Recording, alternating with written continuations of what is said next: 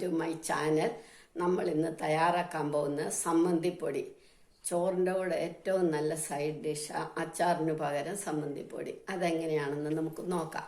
സമ്മന്തിപ്പൊടിക്ക് വേണ്ടി ഞാൻ ഒരു തേങ്ങ, ഒരു തേങ്ങ, അതല്ല എങ്കിൽ ഒരു കപ്പ് തിരികെ തേങ്ങ, 5 കാശ്മീരി ചില്ലിയും 3 സാധാരണ മുളകും, എരി ഒരു പാകമായിട്ടിരിക്കാൻ വേണ്ടിയിട്ട് അങ്ങനെ എടുത്ത്, 1 ടേബിൾ സ്പൂൺ ഉഴുന്ന്, 1 ടേബിൾ സ്പൂൺ കടലപ്പരിപ്പ്, 1 ടേബിൾ സ്പൂണിലധികം 1 പിടി കറിവേപ്പില, ഉപ്പ്.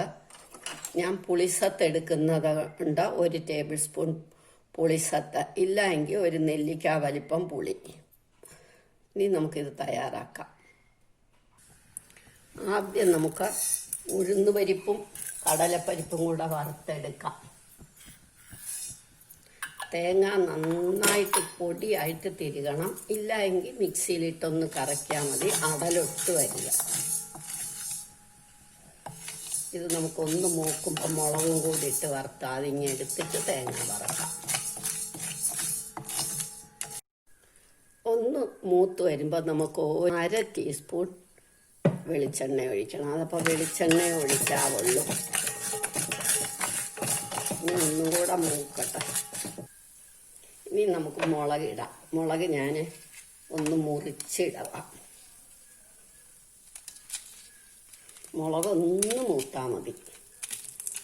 മുളക് വലിയതായ കാരണം നമുക്കൊന്ന് മുറിക്കണം.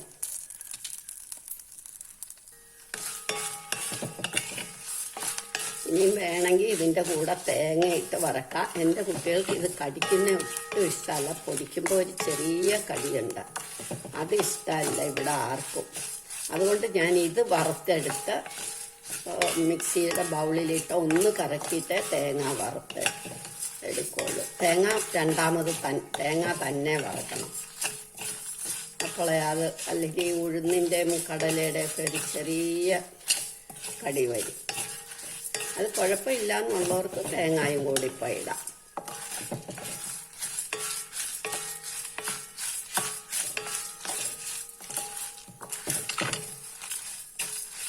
ഓയിൽ ഒഴിക്കുമ്പോൾ 1/2 ടീസ്പൂണേ ഒഴിക്കാവുള്ളൂ. തേങ്ങ തന്നെ എണ്ണയല്ലേ. ഇനി നമുക്കിതെടുക്കാം. ഇനി ഈ തേങ്ങ നമുക്ക് വറക്കണം. തേങ്ങയും കറിവേപ്പിലയും കൂടെ ഇതേമാതിരി ചുമക്കെ വറക്കണം. ഗോൾഡൻ കളറാകുന്ന വരെ വറക്കണം. പുളി ഇടുന്നവരെ ഒരു നെല്ലിക്ക വലിപ്പം പുളി ഇട്ടാൽ ഇതിൻ്റെ കൂടെ അത് ചൂടായി നന്നായിട്ട് പൊടിയാൻ കിട്ടും. അതുപോലെ ഞാൻ പറയാൻ വിട്ടുപോയതാ, നമ്മൾ കായമോ കായപ്പൊടിയോ ഇടണം. കായം ഇടുവാണെങ്കിൽ നമ്മൾ ഉഴുന്നിന് മുന്നേ കായം ഒന്ന് മൂപ്പിച്ചിങ്ങെടുത്തിട്ട് വേണം, അല്ലെങ്കിൽ ഒന്ന് മൂപ്പിച്ചിട്ട് ഉഴുന്നും കൂടി ഇട്ടാൽ ഒന്നിച്ചാകാം. ഞാൻ കായപ്പൊടിയാണ് ഇടുന്നത്, അതുകൊണ്ടൊരു സ്വല്പം കായപ്പൊടി, ഒരു 1/2 ടീസ്പൂൺ കായപ്പൊടി. ഇനി നമുക്കിത് നിർത്താം. ചീനച്ചട്ടിയോ ഉരുളിയോ എടുക്കണം. എപ്പോഴും കനമുള്ള പാത്രം എടുക്കണം, അടിയിൽ കനമുള്ളത്, അതാണ് നമുക്ക് നല്ല. ഇനി ഇത് നിർത്താം. ഈ ചൂട് കൊണ്ട് ഇത് ബാക്കി ആയിക്കോളും. നമ്മൾ ആദ്യം വറുത്ത് വെച്ച ഉഴുന്ന ആറി, അപ്പോൾ നമുക്കിനി ഇത് പൊടിക്കാം. കുറച്ചേ ഉള്ളല്ലോ, അതുകൊണ്ട് നമുക്ക് ചെറിയ ബൗളെടുത്താൽ മതി.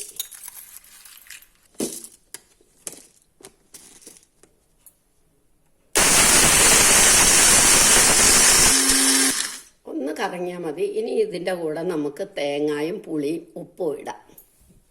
ഉപ്പ് അവരവരുടെ ആവശ്യത്തിന്, അത് ഞാൻ പറയേണ്ട കാര്യമില്ലല്ലോ.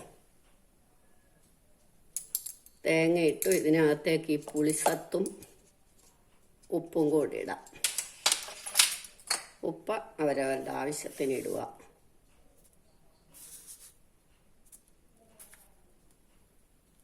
ഇനി നമുക്കിതും പൊടിക്കാം.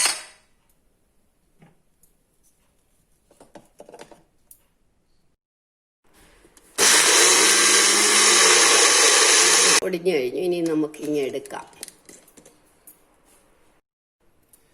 നമ്മളുടെ സമ്മന്തിപ്പൊടി റെഡിയായി. എല്ലാവരും ഇത് ട്രൈ ചെയ്ത് നോക്കണം. ഇഷ്ടമായെങ്കിൽ ലൈക്ക് ചെയ്യണം, സബ്സ്ക്രൈബ് ചെയ്യണം.